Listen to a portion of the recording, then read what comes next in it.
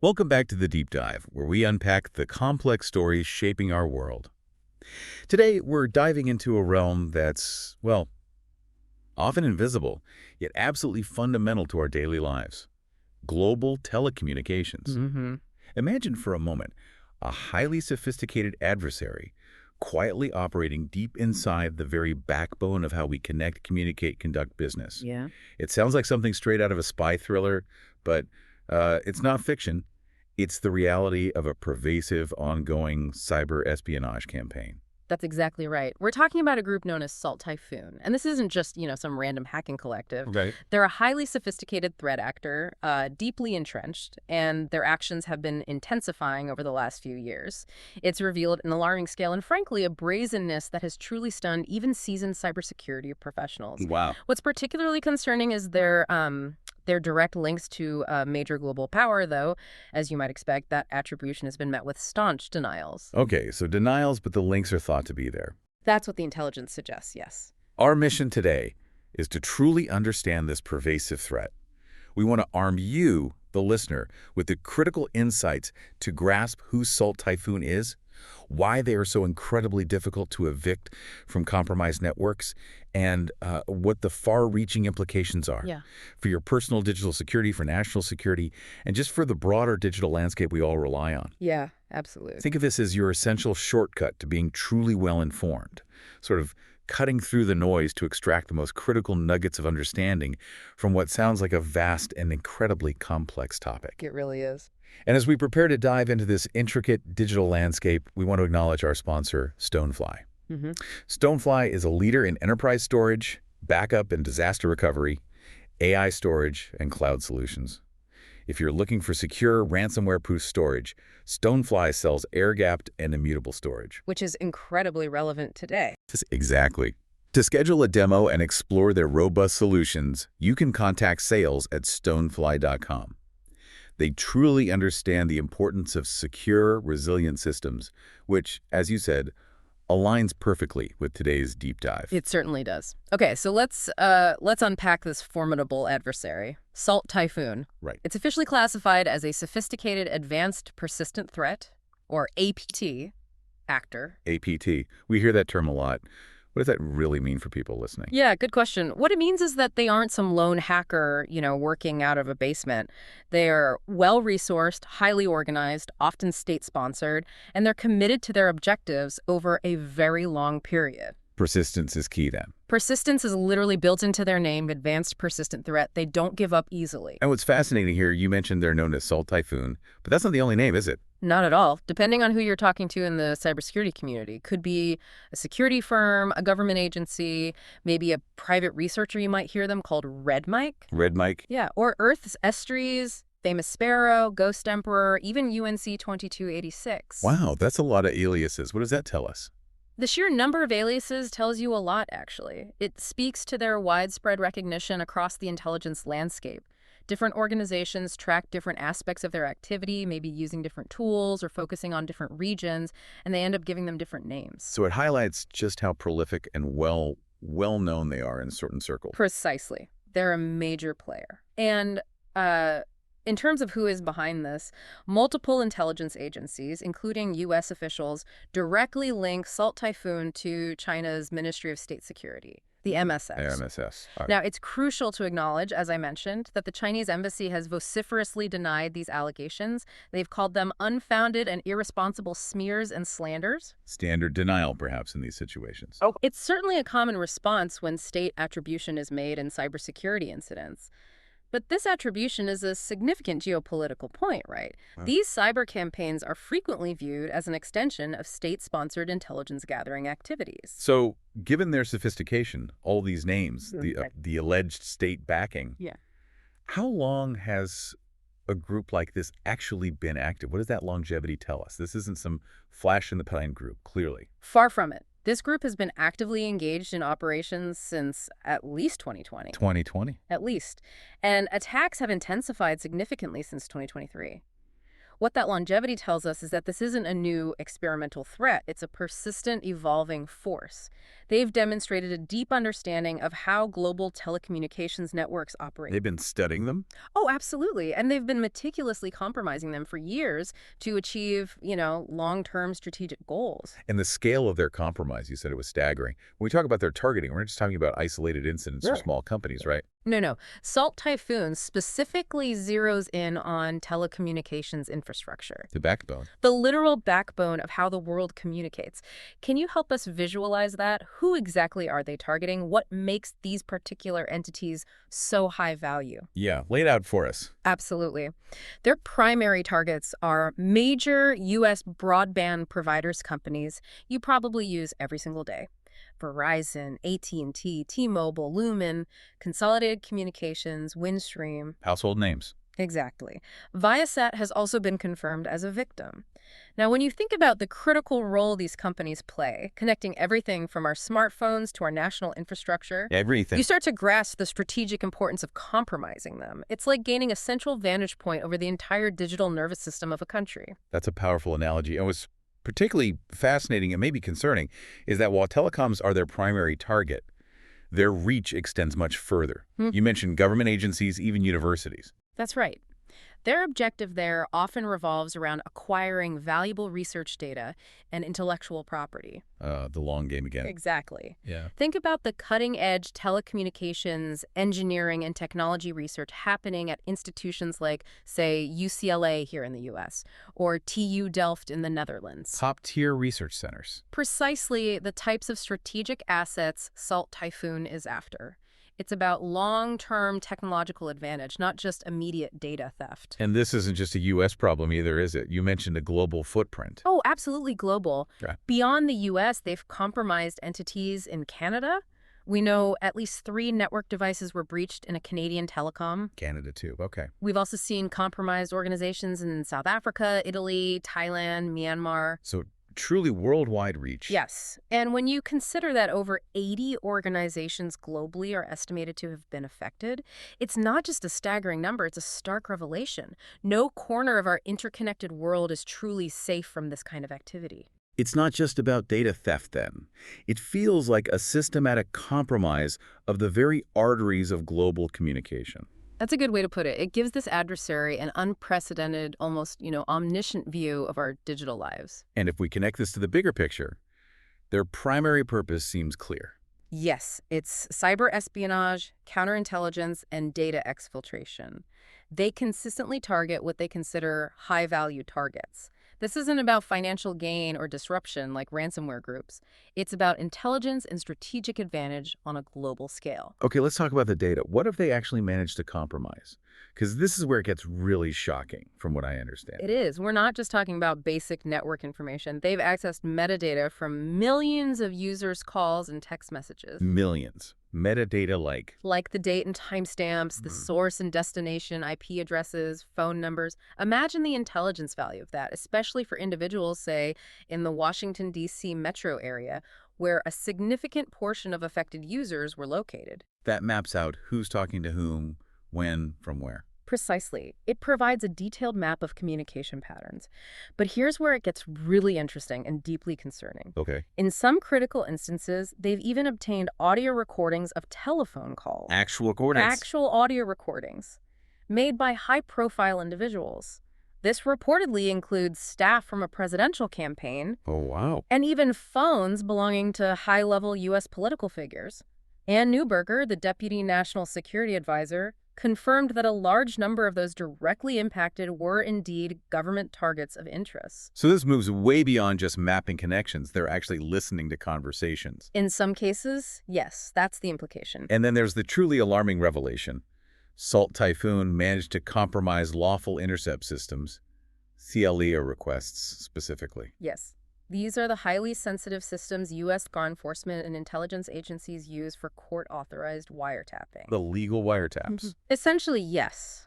The digital equivalent. Think about that for a second. If the attackers compromise those systems, They could see who the government is monitoring. potentially, yes. They could expose ongoing counterintelligence operations, reveal surveillance targets. It's a profound breach of national security. It undermines the very tools law enforcement relies on. The severity. I mean, how are officials reacting to But this? the severity cannot be overstated. Senator Mark Warner, who actually has a background as a telecommunications executive. Oh, interesting. Yeah. He starkly assessed this as the most serious telecom hack in our nation's history.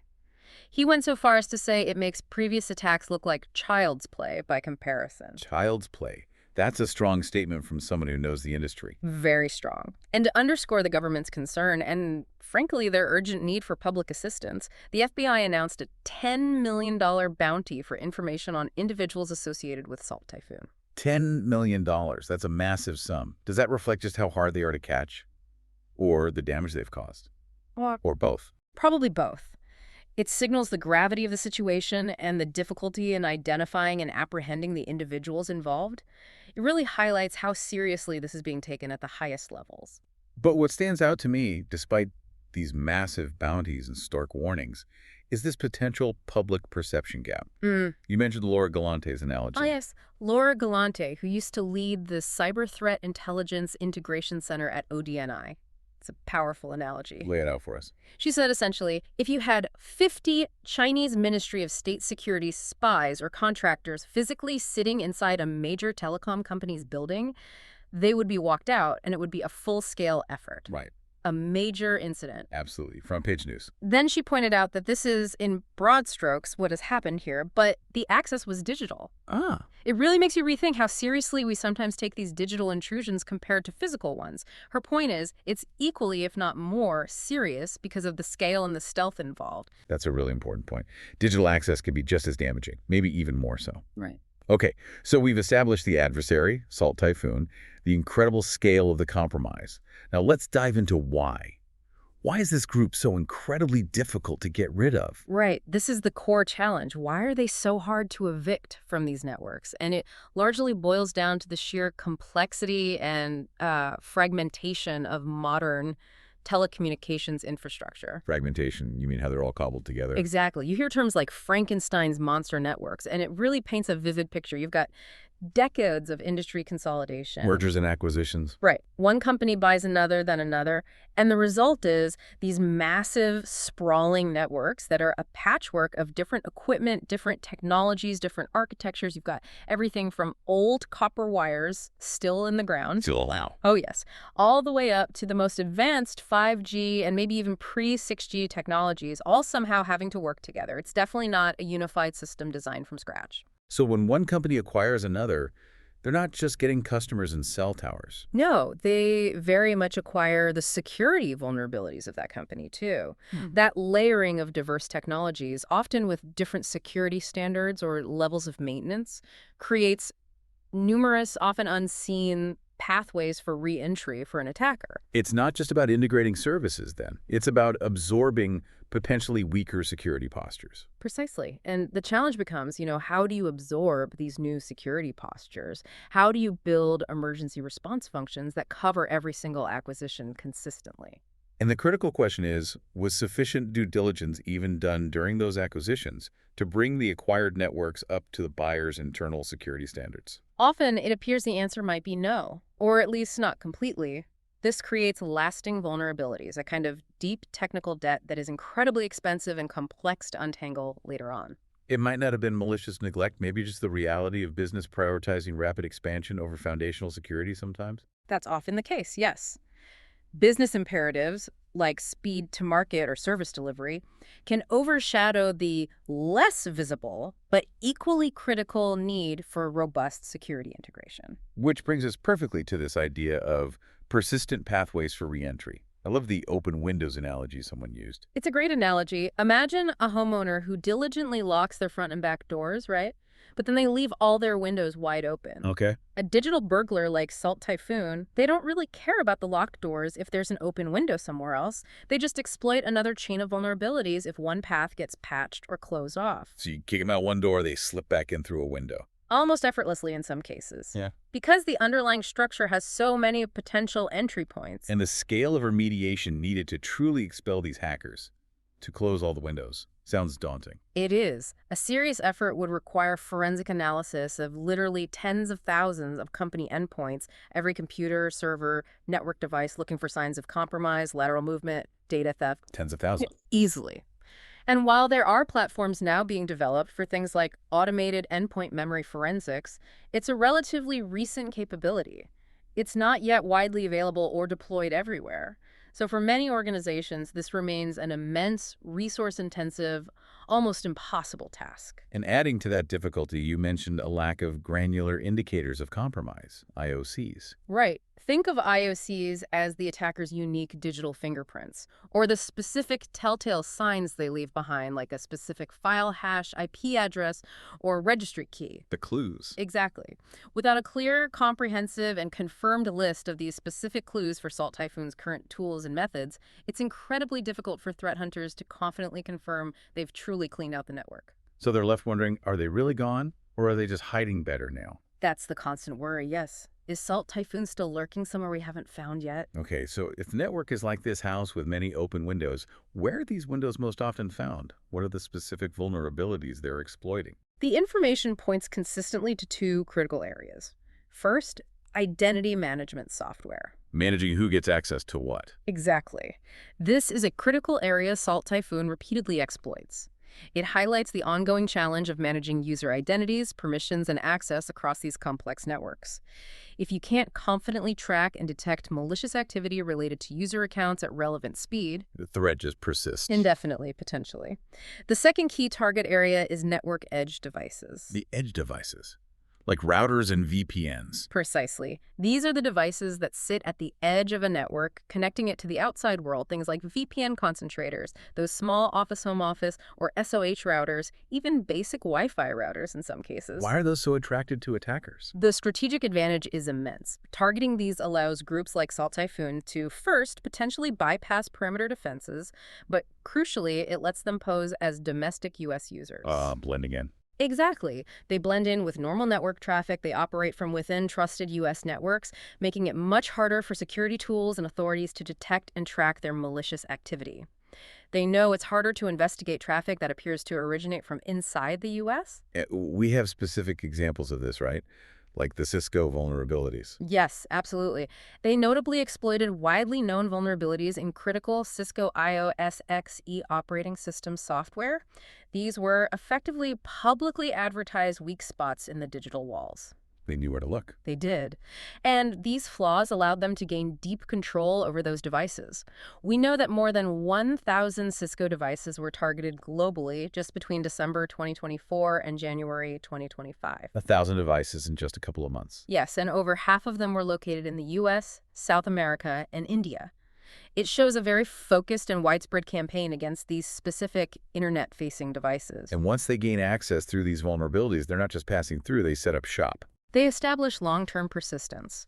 Often they use something called generic routing encapsulation, or GRE, tunnels. GRE tunnels, is that something malicious in itself? Not necessarily. GRE is actually a standard feature on many network devices, used for legitimate purposes like connecting networks securely.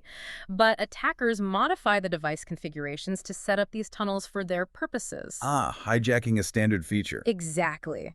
These tunnels then enable persistent access. They act as covert communication channels that can bypass firewalls and intrusion detection systems, and they make it easier to exfiltrate stolen data stealthily by encapsulating it within these GRE packets. So it's like building a secret, hidden passageway into and out of the network. That's a perfect analogy, a long-term stealthy foothold. And despite all the public awareness, the warnings, the patches being available sometimes, the problem persists. It does. Reports indicate there has been little meaningful reduction in the number of exposed, reportedly targeted devices still visible on the public internet. We've only seen about a 25% decrease since October 2024. Only 25%. That seems low given the attention. It's quite low, and it's a stark indicator of the ongoing vulnerability and the sheer difficulty in securing this sprawling infrastructure that, as we said, literally underpins our digital world. Beyond the purely technical challenges, you mentioned underlying industry issues. Yes, there are significant factors at play here. Historically, cybersecurity. It hasn't always been the absolute top priority for every telecommunication company. Really? even for critical infrastructure. The focus was often, understandably, on building out massive networks, deploying new services quickly, ensuring uptime. The kind of proactive defense needed against state-sponsored hackers of this caliber wasn't always baked in from the start. Many were, frankly, ill-prepared. And how do companies respond when vulnerabilities are disclosed? Is it consistent? It's quite varied, unfortunately. Some entities take security flaws very seriously and act quickly to patch or mitigate. Others, however, they might not respond at all, or they simply lack the personnel, the expertise, or maybe even the budget to address them effectively. Even for state-of-the-art technology? Even then, this indicates a significant gap in preparedness and resources across the industry. It creates a very uneven playing field for defenders. And this is further highlighted by the research you mentioned on LTE and 5G networks. Yes, Kevin Butler's research. His team found that traditional cybersecurity tools are often ill-suited for these incredibly complex cellular core networks. They just don't work well there. Often no. They discovered over 100 distinct and exploitable vulnerabilities in common LTE and 5G implementations. Some of these flaws even allowed remote access right into the network core. Wow. And the researchers had to fix them themselves. In many cases, yes, the research team themselves had to create the patches. That really underscores the sheer scale of the problem and maybe an alarming lack of existing solutions or focus from the vendors in some areas. It suggests that what we know about Salt Typhoon might just be the tip of the iceberg. It certainly suggests that. There could be many more flaws yet to be identified if more scrutiny is applied. It's like finding fundamental structural flaws in the foundation of the house and realizing the original builders maybe never even had the right tools or plans to fix them properly. Okay, so we've painted this stark picture of the digital battlefield, Salt Typhoon's tactics, how deeply embedded they are. How do they actually operate day to day? Let's peel back that layer and look at their playbook. Right, their tactics, techniques, and procedures, or TTPs. We can trace their steps, thinking of them like those highly skilled digital burglars, from how they first get in to how they blend in, steal data, and make sure they can come back. So step one, initial access, getting in the door. Or finding that open window. They typically do this by exploiting known vulnerabilities in publicly exposed endpoints. They are incredibly good at scanning for and leveraging these weak spots. And they use specific, often well-known flaws, right? You mentioned Cisco IOSET. Yes, and others too. Flaws in Avanti Connect secure VPNs were heavily targeted. Common business tools? Very common. Also Fortinet, FortiClient EMS, Sophos firewalls, even older but still critical Microsoft Exchange vulnerabilities like proxy login. Proxy login, I remember that one. That was huge. It was. And the key point here is that for many of these, patches were available, some dating back to 2021. It just hammers home the absolute necessity of timely patching. So patch management is critical defense number one. Absolutely fundamental. But they don't rely solely on software flaws. They also use other methods, right? Yes, more traditional entry methods too. Spear phishing emails are still in their toolkit. A targeted email trick. Exactly. Highly targeted emails looking legitimate, trying to trick specific individuals into clicking a malicious link or opening an infected attachment. That then deploys their initial malware payload. It shows their adaptability. They'll use whatever works. Okay, so they're in. What's next? Execution. Execution. This is where they start running their malicious scripts and commands. And they're very adept at using common, legitimate system tools that are already present on the network. Living off the land, as they say. Precisely. Using tools like cmd.exe, the command prompt, WIMIC, Windows Management Instrumentation, or PSEXEC, a legitimate remote administration tool. Using these helps them blend in with normal IT activity and avoid immediate alarms. What are they trying to achieve with these commands? Their purpose here is usually to deploy additional tools like the well-known Cobalt Strike framework. Cobalt Strike comes up a lot in these attacks. It's a powerful, commercially available penetration testing tool, often repurposed by malicious actors. They also use these commands to perform network discovery, mapping out the network, and achieve lateral movement, spreading their reach. Got it. Spreading out. And then they want to stay there, right? Persistence. Persistence is crucial for them. It's all about ensuring their malware remains active, even if a system reboots or if that initial entry point they use gets closed off. They want to maintain their hidden access indefinitely. How do they achieve that? One of their go-to tools for this is a backdoor called Crowdor. Crowdor, okay. This malware establishes persistence, typically by modifying the Windows registry.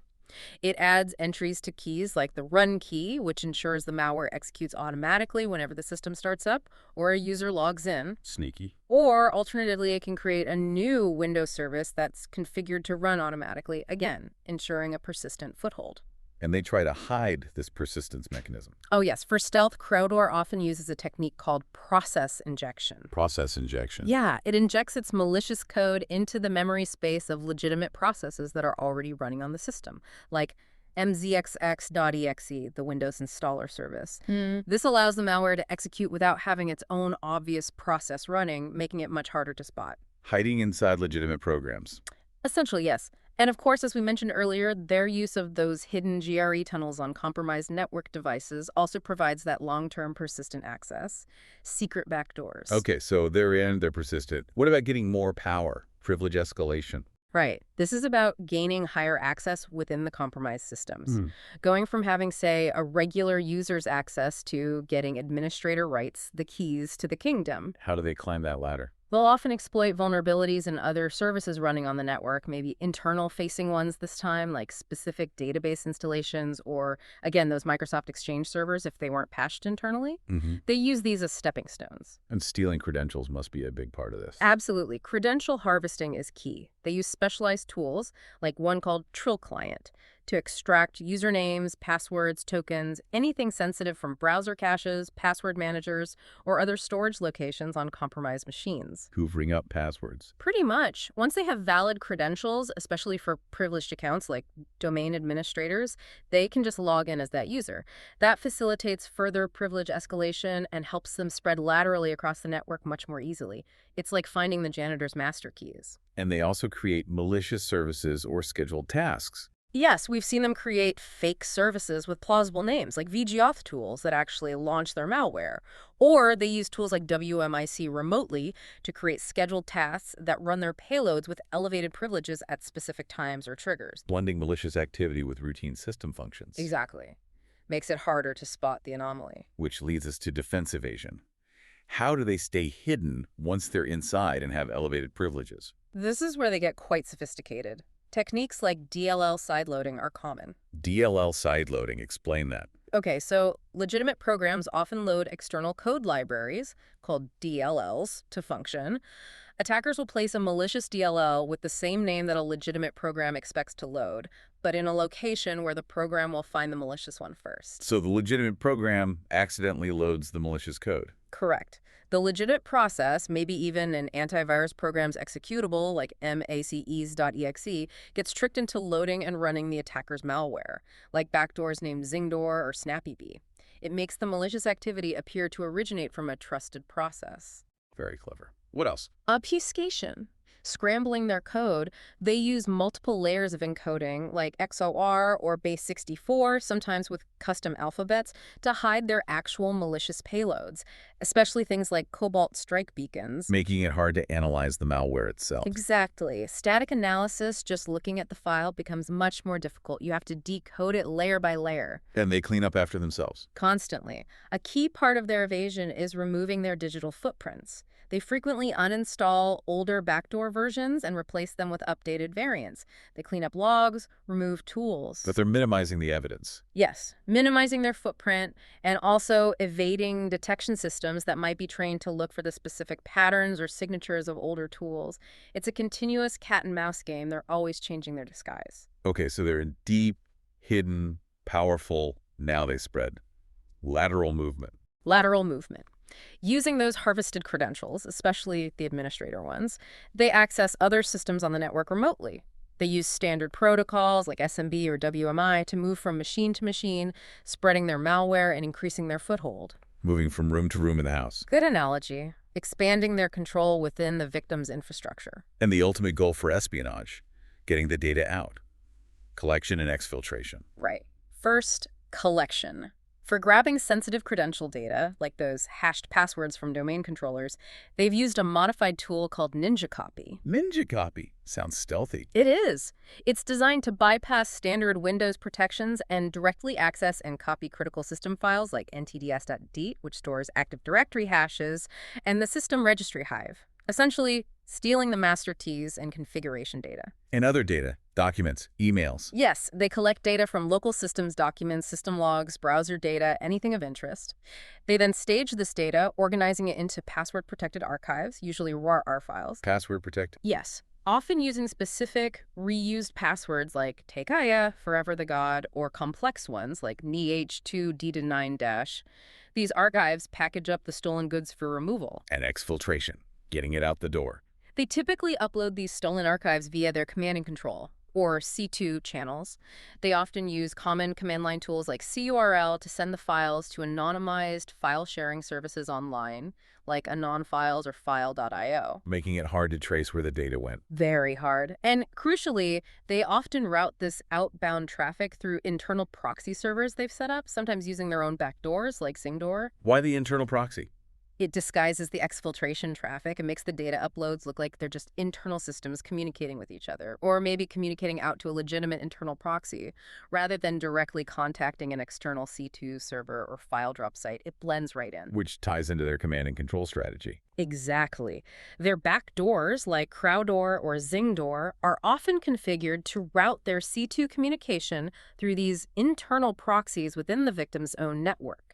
This masks their malicious activity, making detection by network monitoring tools much more challenging, and allowing them to maintain control for longer periods without being noticed. It's like having a secret internal mailing system to send instructions in and stolen goods out. That's a very good way to think about it. Yeah. Highly stealthy, persistent command and control. Okay.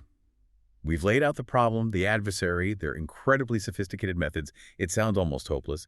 Can we actually expel them? What does a robust defense even look like against this? It's not hopeless, but it is incredibly challenging. Strengthening defenses is absolutely crucial, and thankfully, there's guidance out there. It starts with clear government directives and best practices. Agencies like CISA, NSA, FBI collaborating. Yes, exactly. They worked with international partners too, Australia, New Zealand, Canada, to issue guidance to help organizations mitigate these specific threats. It's not just about technical fixes, it's about a collaborative, multifaceted response. What are the key recommendations they're making? First, enhanced network visibility and monitoring. What does that really mean in practice for huge telecom? It means things like implementing out-of-band management, essentially a separate, secure network just for managing critical devices so attackers on the main network can't easily reach them. Okay. It also means strict default deny access control lists, or ACLs. Basically, block everything unless it's explicitly allowed and log all the denied traffic for analysis. Well, why everything? And meticulously track all configuration changes on network devices. Those changes are often the first sign of a breach. The challenge, of course, is applying this uniformly across those massive, inherited Frankenstein networks. Right. The complexity issue again. What about authentication? Stronger authentication and access controls are vital.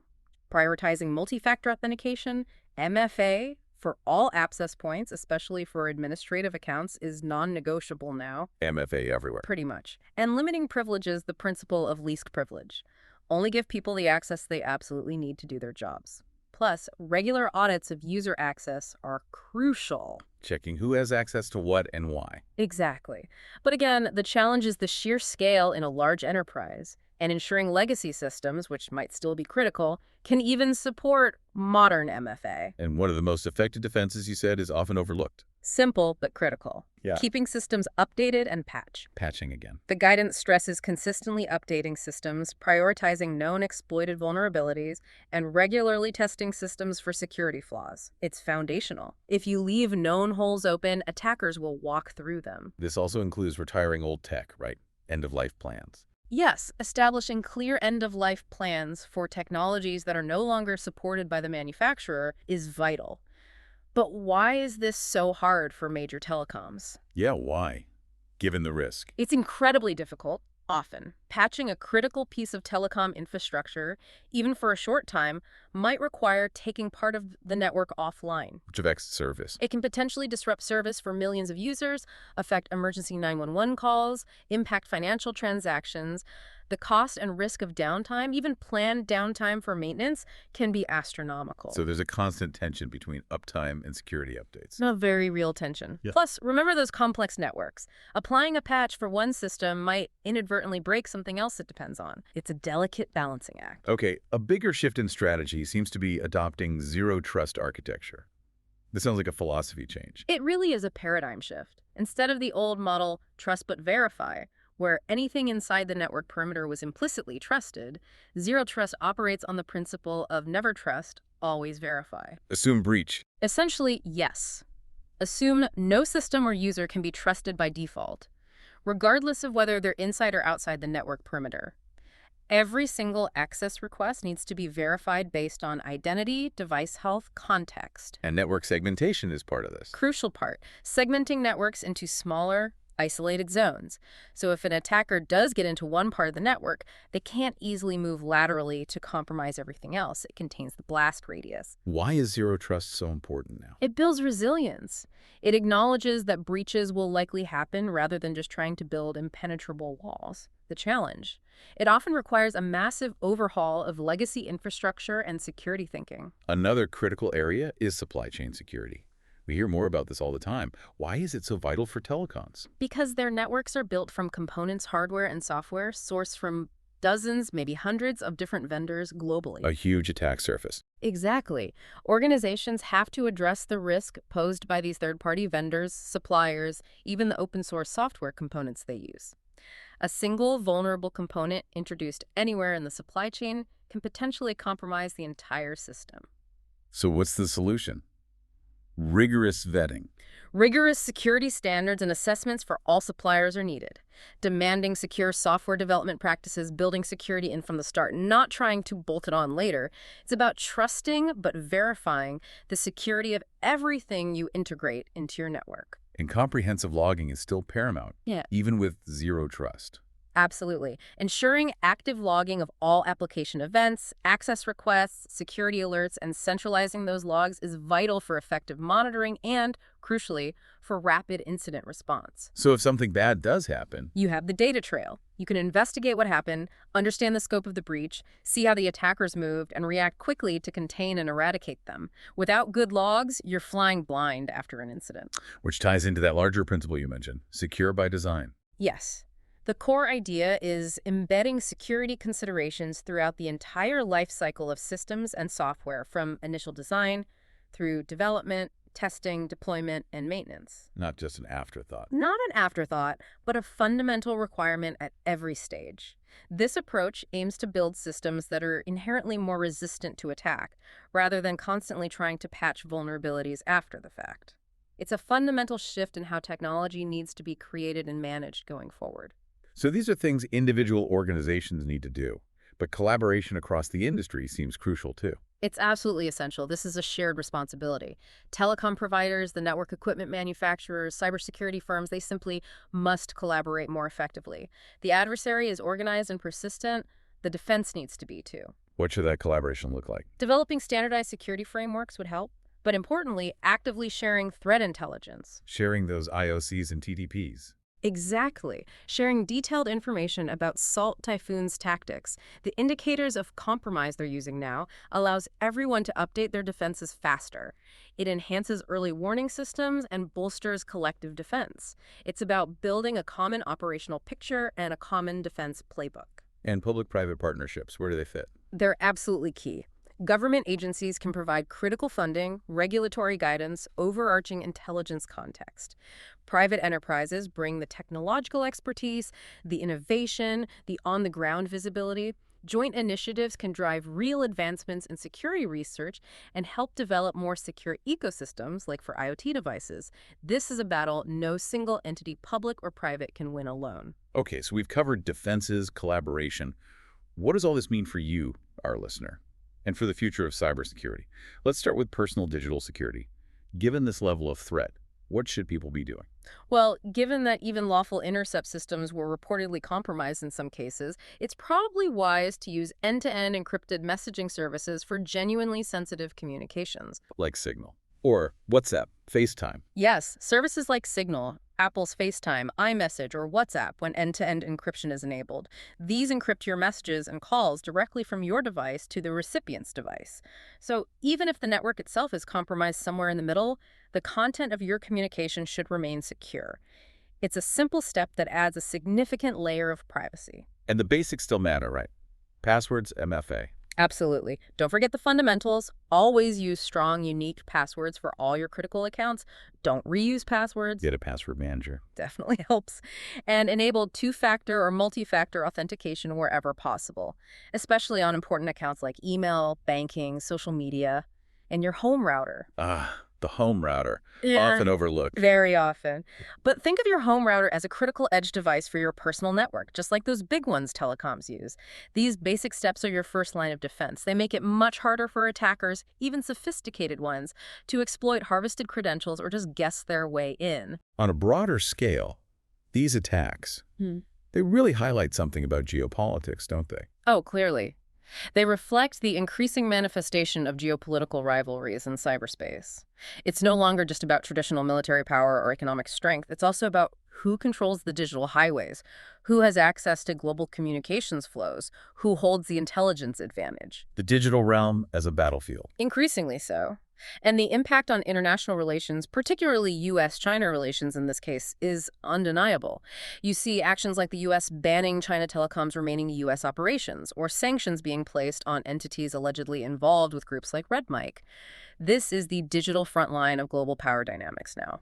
Looking ahead, what about technology? Can new tech help fix this? 5G, AI. Technology will definitely shape the future of telecom security, both for defenders and attackers. Advancements like 5G RedCap, that's a version of 5G designed for simpler, lower-power IoT devices, which might have different security needs. Things like using blockchain for secure device identities, and definitely innovations in AI and machine learning. These hold promise. How can AI help? AI can support more sophisticated security measures. Think real-time monitoring of vast amounts of network traffic, identifying subtle anomalies that humans might miss, automating responses to detected threats, maybe even predicting novel attack vectors based on observed patterns. So faster, smarter defense. That's the potential. But, of course, these technologies present both incredible opportunities to build more resilient networks and significant challenges because attackers will also learn to leverage these same advancements to make their attacks stealthier or more effective. It's an ongoing arms race. So ultimately, what's the core message? What's the takeaway posture? The core message is the need for a proactive posture, not reactive. Continuous risk assessment, understanding where your vulnerabilities are today. Adaptive defense mechanisms that can learn and evolve as the threats change. And a fundamental shift from reactive, wait until we're hit, to predictive, anticipate and prevent cybersecurity models. Trying to get ahead of the attackers. Exactly. We need to anticipate threats, not just react after the damage is done. This will require massive investment, yes, but also significant policy changes and, frankly, a cultural shift towards prioritizing security across the entire industry and supply chain. Our deep dive today truly highlighted the critical need for robust cybersecurity. And that brings us back very appropriately to our sponsor, Stonefly. As a leader in enterprise storage, backup, and disaster recovery, AI storage, and cloud solutions, Stonefly provides exactly the kind of secure, ransomware-proof storage needed through air-gapped and immutable solutions. That immutability is key against ransomware and data tampering. Absolutely. If you're looking to fortify your defenses against the kinds of persistent threats we've discussed today, you can contact their sales team at sales@stonefly.com to schedule a demo. Thank you for joining us on the Deep Dive. Yeah, this deep dive into Salt Typhoon, it really underscores a critical truth, doesn't it? Securing our critical infrastructure, like telecommunications, is an ongoing battle. It demands constant vigilance, continuous improvement, and, as we discussed, unprecedented collaboration. It's not a one-time fix. Not at all. And those foundational cybersecurity practices, patching, MFA, least privilege, monitoring, they aren't just recommendations anymore. They are absolutely essential, non-negotiable requirements in this evolving threat landscape. The fight to secure our digital lives is truly a continuous one. And that leaves us with a truly provocative thought to ponder as we wrap up. In an increasingly interconnected world where our very communications are the primary target for espionage and attack, how do we strike the right balance? The balance between the need for seamless, instant connectivity that we all demand and the absolute imperative for security and privacy, especially when the lines between friendly network access and adversary digital access can become so incredibly blurred, as Salt Typhoon demonstrates. A difficult balance indeed. Something to think about. Until next time on The Deep Dive, stay curious and stay secure.